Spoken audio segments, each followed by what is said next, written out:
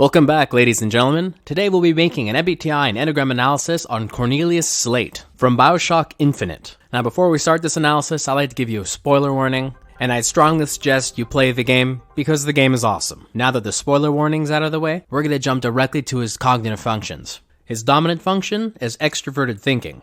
Outspoken, organized, efficient, practical, rigid, stubborn, aggressive, and a leader. Slate bleeds T dominant traits. To start our analysis on him, we'll first need to know some of his backstory. Captain Cornelius Slate served in the United States Armed Forces. He participated in several battles, but most notably, the Battle of Wounded Knee, where he became acquainted with Booker DeWitt, the Battle of San Juan Hill, which was not mentioned within the game, and the Battle of Peking during the Boxer Rebellion on behalf of Colombia, who was allied with the US.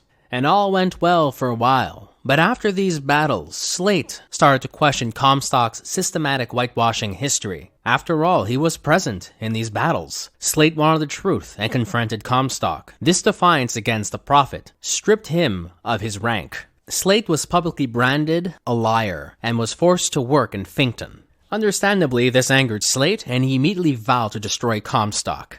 This prompted him to join the Vox Populi, and together they united and waged war on Comstock. This action was inspired by a TENE loop, which we will discuss further on in this analysis. As part of this war, Slate's first action was to take over the Hall of Heroes and vandalize it, calling it the Hall of Horrors. He did this as a statement. He wanted Comstock to know that he's a sellout who changed history. This action was meant to enrage Comstock and make him face a real soldier, aka Captain Cornelius Slate. Slate believes practical action always trumps political subterfuge, and strongly dislikes when anyone isn't honest or direct. We can identify Slate's T and SI traits through his beliefs, and actions he takes against Zachary Hale Comstock, such as organizing an army who willingly joined him to fight Comstock. You see the man that Comstock wishes he was? A real soldier! I don't want to do this, Slate. Just give me what I need. I will. After you do the same for me. Can you hear Comstock's tin soldiers coming to silence us? But we are the true patriots.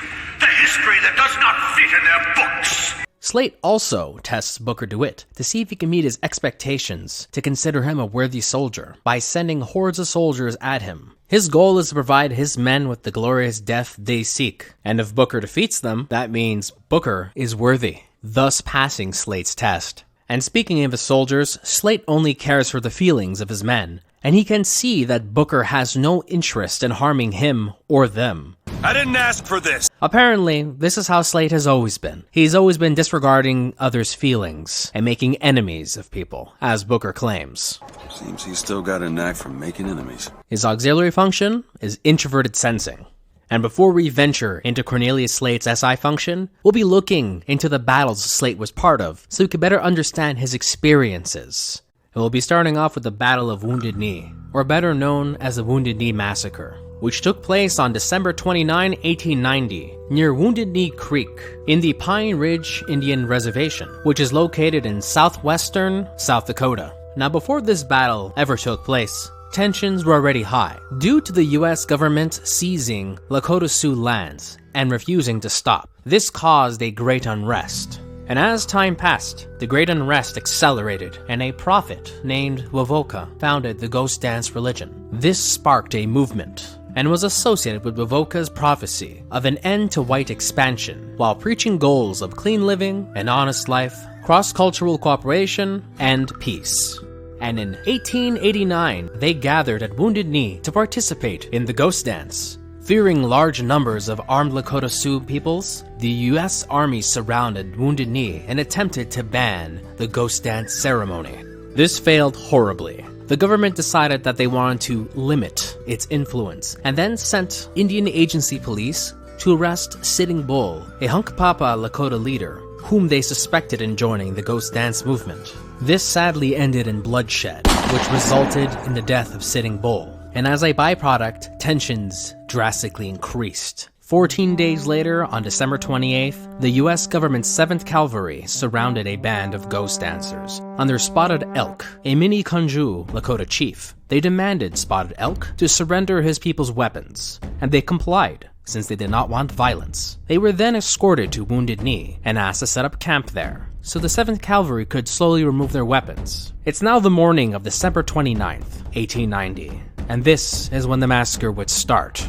No one truly knows who fired the first shot, but some claims mention there was a misunderstanding between a soldier and a Lakota warrior. Historians estimate 150 to 300 Lakota peoples perished in that battle. Half the casualties were unarmed women and children, while 25 US soldiers died and 39 were wounded. This battle was the last major battle of the American Indian Wars. Our next battle is the Battle of Peking, which took place during the Boxer Rebellion on August 14th to 15th in 1900 Beijing. Before we get into this battle, we need to understand how it started. In the mid-1880s, a secret society called the Hyuhyuchen, or the Fists of Harmony and Justice, started to gain power within the Qing dynasty.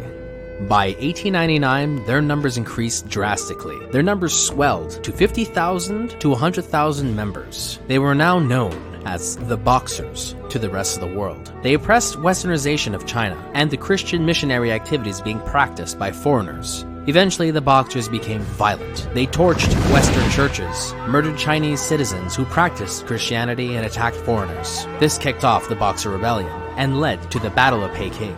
The battle was massive. Over 18,000 soldiers from the British Empire, Russia, France, Japan, Germany, United States, Italy, and Austria-Hungary joined forces with the mutual protection of Southeast China against the Boxers and the Qing dynasty. The objective of this battle was to fight their way into the city of Peking to rescue 900 foreigners who were captured by the Chinese army since the 20th of June that year. Peking had formidable defenses. The city was surrounded by walls that spanned 21 miles with 16 gates. The wall around the inner city was 40 feet tall and 40 feet wide. On the dreadful night of August 13th, the Eight-Nation Alliance thought they failed the rescue mission because the sounds of heavy artillery and machine gun fire could be heard within the city. Within those walls, another battle was taking place. The Peitang Cathedral was being sieged by the Boxers and the Chinese army. 28 foreign priests and nuns, 42 French and Italian soldiers, and 3,400 Chinese Catholic citizens defended that church. Inside that church were 2,800 Chinese Christians who were taking shelter. Several hundred people died from starvation and disease, while 66 of the 900 foreigners died, and 150 were wounded during that battle. Sadly, the casualties among the Chinese Christians were not recorded. But that's not all. The battle still rages on. It's now 3 a.m. on August 14th, and the assault from the Allies has started. Each nation starts attacking a different gate. First to attack were the Russians, who broke formation and took America's designated gate. This resulted in the Russian army getting pinned down by opposing forces, which resulted in 26 of their soldiers dying and 102 being wounded. The Americans arrived at their gate at 11:03 a.m. and found the Russians pinned down. Both forces then joined each other and scaled the walls, and by 4:30 p.m. the siege has ended. There were 60 recorded deaths and 205 wounded within the Eight-Nation Alliance. The numbers of the death and wounded for the mutual protection of the Southeast China were not documented, therefore are unknown. As a consequence, the city was looted and burned. Many of the nations committed atrocities and even captured citizens and missionaries, and Chinese citizens pillaged the city for all it's worth. At the end of it all, China had to pay $335 million, over $4 billion in today's currency, plus interest for the next 39 years, exile the government supporters of the Boxers, and destroy Chinese forts within northern China. The Qing dynasty would end in 1911 as a consequence of the Boxer Rebellion. And that concludes our history lesson. We'll now be returning to our analysis of Cornelius Slate. As we recall, Slate took part in both these battles. He massacred the Lakota and Sioux peoples and set fire to Peking. During that battle, he lost 30 of his men and his left eye. He's so obsessed about these battles that he forces Booker and Elizabeth to combat his soldiers through replicas of them. These battles also have shaped his personality and his identity. Therefore, Comstock changing history hurt Slate because he was part of that chaos, and he's the one who suffered its losses. To Slate, you can never change history, especially if you didn't fight within it. Most of the time, Slate's SI function is used interchangeably with his TE function. However, his SI function is overdeveloped and refuses to let go of the past. Instead, he'll drag others into it, like Booker and Elizabeth. Here are two examples influenced by his SI function that involve the protagonists. As Booker DeWitt and Elizabeth enter the Hall of Heroes, they spot a grand statue of Zachary Comstock. Slate immediately contacts Booker and remembers him being a true soldier, and demands Booker to kill his men. All my men have left is a choice, to die the hands of a Tin Man, or a real one. This forces Booker's hand, who has no interest in harming Slate or his men. You've always been different, haven't you, Booker? You crave no glory. We can see another example after Booker kills Slate's men. I didn't ask for this. I have no quarrel with these men. Heroes never ask. I never claimed to be no hero. Then what are you? If you take away all the parts of Booker DeWitt you tried to erase, what's left? Slate is suggesting that our past is exactly what makes us. By deleting your past, you delete yourself. The last example of his SI function can be seen within his attire. To further prove that he's still living in the past and in denial, Slate still wears his uniform, both a twist. He has an American flag on his right shoulder and a Pinkerton badge on his left eye. It is possible Slate views the Pinkerton Detective Agency as an organization that deserves respect, thus uses it to cover his left eye, to fill what he's missing with justice and law. His tertiary function is extroverted intuition. Slate often ignores his NE function for his dominant TE and auxiliary SI functions, but will use it effectively when he feels threatened or wants to prove a point. And here's an example of that. Slate has a problem with Comstock altering history. Minus his personal feelings towards a subject, changing the history means Comstock is becoming a tyrant and will silence anyone who opposes him, including Slate himself, who is a known war hero. Slate proves his point by having Elizabeth and Booker walk through Comstock's false history. Slate also ends up being correct about Comstock silencing him. Slate isn't dumb though, and saw this situation as an opportunity and joined the Vox Populi. He knew that after he defeat Comstock, he'd be labeled as an assassin and would trade Comstock's lie for another. They'll call us assassins when our work is done. Cornelius Slate, the swift left hook of the Vox Populi. We'll be trading Comstock's lie for a new one. So be it. The Fitzroy woman and I are comrades of necessity. I doubt all the men who reddened Caesar's toga would still be seen breaking bread together in peacetime. This suggests that he thinks the Vox Populi would change history to indoctrinate younger generations as Comstock did. His analysis is completely based off inductive logic and patterns that have occurred within our own history. This kind of thinking can be seen within individuals who use TE and NE, while TI users would rather rely on deductive and situational logic. We've arrived at his inferior function, introverted feeling. The FI function is pretty tricky with Slate, since most of his feelings are driven by his past, and how he refuses to let go of it. Oh, and he's completely gone mad. You're not the Booker DeWitt I remember! Tin Man! Tin Man! Naturally, this causes him to become trapped within an FI grip. This can be seen in his goal to remain as true to himself as possible, and he projects this idea onto his soldiers. You shed your heart's blood for Columbia! Lost limb and viscera in the godless Orient! Comstock did nothing! And yet, look up! Whose image squats above you even now? At every angle and insult! If the prophet would make a painted whore of our past, what fresh rape does our future hold? Let us now make our stand and fill yonder hole with true heroes! Slate truly believes he's still a soldier, therefore he must do his duty as one. And if that fails, he must die as one. Slate and his men believe to die in battle is honorable, but don't want to die to fake Tin Men. Tin Men, Booker. That's what Comstock will turn us into. Wires and gears to replace heads and hearts! But rather real soldiers such as Booker DeWitt, who has proven his worth time and time again. This belief is so extreme that if Booker refuses to kill Slate at the end of the Hall of Heroes battle, he will equate Booker to a heartless Tin Man. You're a Tin Man now! A Tin Man! And allow himself to get captured by Comstock to be tortured into submission. To Slate, if a real soldier like Booker doesn't kill him, then he is not worthy of an honorable death. And before we wrap it up, we have one bonus fact. Ken Levine's inspiration to create Slate was driven by pathologizing soldiers in war. In the end, Cornelius Slate was a victim of his own inner war, and he did not yield in that war.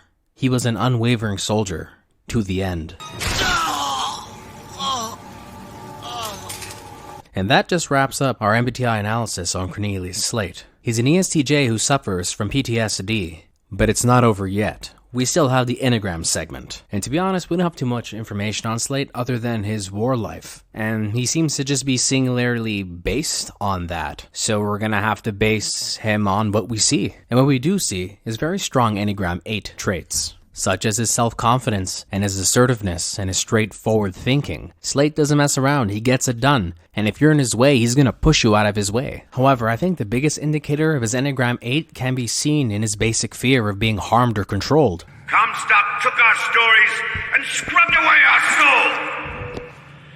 Now, he's coming for me.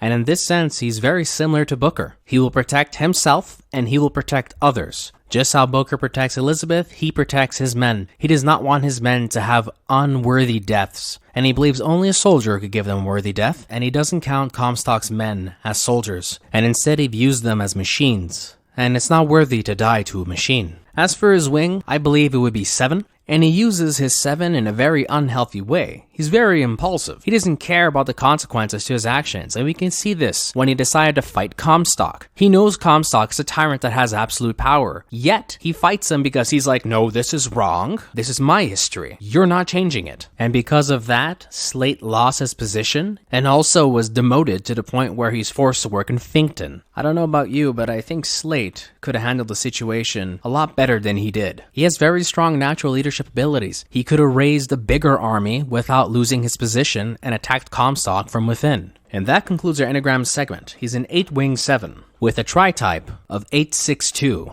And that's all she wrote. If you like what you see, do the subscription thing and have all fun and join my cult. Yes. And have a nice day, night, or evening.